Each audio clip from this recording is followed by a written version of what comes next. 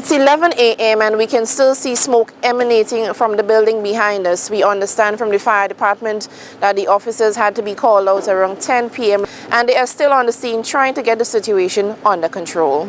As we can see in the footage, what seemed to have been storage shelves. There's a lot of cans, a lot of plastic bottles, and we see that the blaze has again started.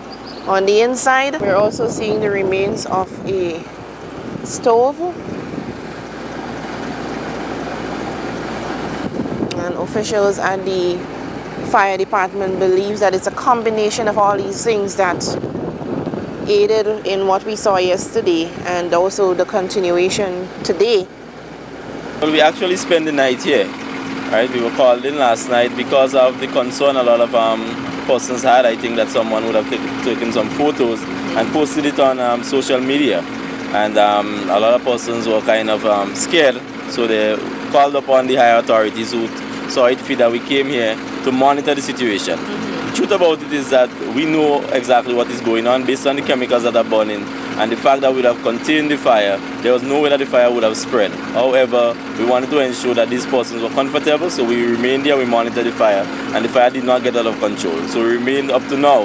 We're still here trying to ensure that we complete our mopping up. But what happened is that based on the chemicals, we expect the fire to burn for the next 3 or 4 days. Right? What would happen is that normally at night, because it gets more cool and the breeze would normally pick up, once the wind starts picking up, you would have that blaze again, and once persons see, there would be a call for concern. However, presently there's no chance of the fire spreading beyond where it is contained to, which is number 10 building. This may cause some discomfort for persons living in the area. Yes, the smoke itself, because as I said, the chemical, the stench that you get off it is very unhealthy. As persons know, carbon monoxide poisoning is much worse than the burning itself.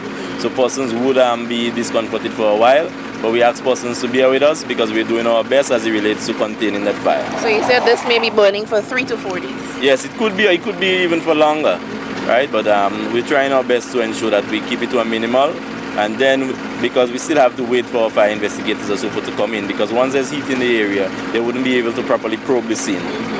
So just to reinforce, you said that the blaze that we're seeing inside is not cause for concern? No, presently it's not a call for concern. It would be a concern for persons with respiratory problems. So persons who might be living in the area, what we might advise them to do, maybe relocate for a while, because presently there's not much we can do as it relates to the smoke. But in terms of the fire getting out of control and spreading to other buildings, there's no cause for concern present.